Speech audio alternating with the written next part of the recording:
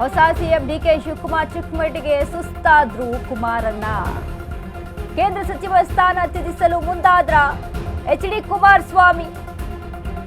ಹೀಗೊಂದು ಹೊಸ ರಾಜಕೀಯ ರಣತಂತ್ರದ ಬಗ್ಗೆ ಎಚ್ಡಿಕೆ ಚಿಂತನೆಯನ್ನ ನಡೆಸಿದ್ದಾರೆ. ಕರ್ನಾಟಕ ರಾಜಕೀಯದಲ್ಲಿ ಬೆಂಕಿ ಪಾಲಿಟಿಕ್ಸ್ ಶುರುವಾಗುವುದು ಪಕ್ಕ.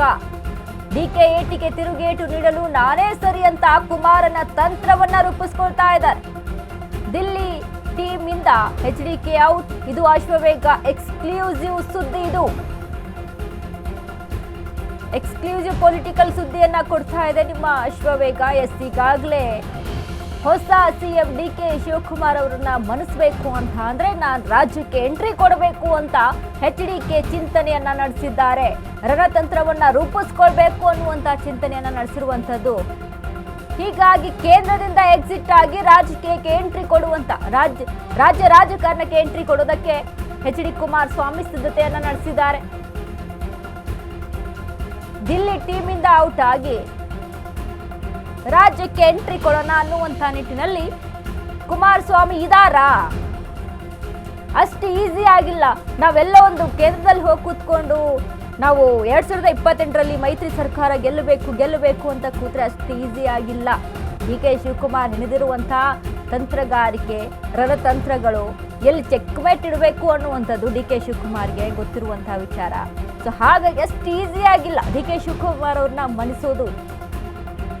ಹಾಗಾಗಿ ಇದಕ್ಕೆ ನಾನೇ ಸರಿ ಅನ್ನುವಂತ ನಿಟ್ಟಿನಲ್ಲಿ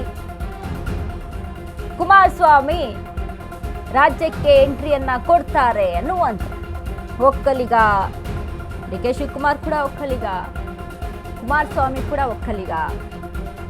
ಇಲ್ಲಿ ಸಮುದಾಯವಾರು ಅಂತ ನೋಡಿದ್ರು ಕೂಡ ಒಂದು ಪ್ಲಸ್ ಪಾಯಿಂಟ್ ಇದ್ದಿದ್ದು ಕಾಂಗ್ರೆಸ್ ಎಲ್ಲಿ ಹೊಡೆತವನ್ನ ತಂತು ಅನ್ನುವಂಥ ನಿಟ್ಟಿನಲ್ಲಿ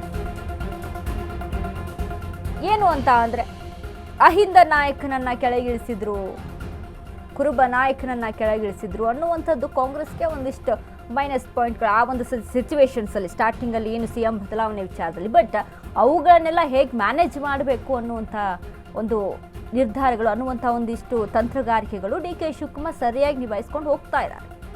ಈಗ ಡಿ ಕೆ ಶಿವಕುಮಾರ್ ಅವರು ಹಿಂದೆ ಇದ್ದಂಥ ಒಂದು ರೀತಿಯಾದಂಥ ನಿಲುವು, ಈಗಿನ ಒಂದಿಷ್ಟು ನಿಲುವುಗಳನ್ನು ನಾವು ಗಮನಿಸ್ತಾ ಹೋಗ್ತಾ ಇದ್ರೆ ಈಗ ಗ್ಯಾರಂಟಿ ಪರಿಷ್ಕರಣೆ ಓಕೆ, ಗ್ಯಾರಂಟಿ ಪರಿಷ್ಕರಣೆಯ ವಿಚಾರದಲ್ಲೂ ಕೂಡ ಎಲ್ಲೋ ಒಂದು ಕಡೆ ಡ್ಯಾಮೇಜ್ ಬಿಡ್ಬೋದೇನೋ ಅನ್ನುವಂಥ ಮಟ್ಟದಲ್ಲಿ ಇದೀಗ ಒಂದಿಷ್ಟು ಚರ್ಚೆಗಳು ನಡೀತಾ ಇತ್ತು.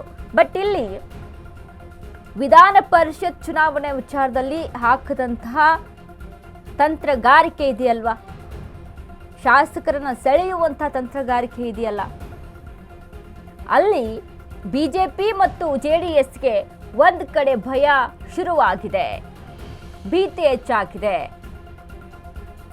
ಅದಷ್ಟು ಏನೋ ವಿಧಾನ ಪರಿಷತ್ ಎಲೆಕ್ಷನ್ ಬಿಡಿ, ಅದು ಹೋಗುತ್ತೆ ಅಂತ ಗೊತ್ತಿತ್ತು, 2 ಅಂತ ಬರುತ್ತೆ ಅಂತ ಗೊತ್ತಿತ್ತು ನಮಗೆ, ಪಕ್ಕಾ ಬಿಜೆಪಿಗೆ 1 JDS ಇಂದ ಹೋಗುತ್ತೆ ಅಂತ. ಸೊ ಹಾಗಾಗಿ ಸುಮ್ಮನೆ ಆಗ್ಬಿಟ್ವಿ ಅಂತ ಕೈ ತೊಳ್ಕೊಂಡು ಕೂರುವಂಥ ಸಿಚುವೇಶನ್ನು ಈಗ ಇಲ್ಲ ರಾಜಕೀಯದಲ್ಲಿ.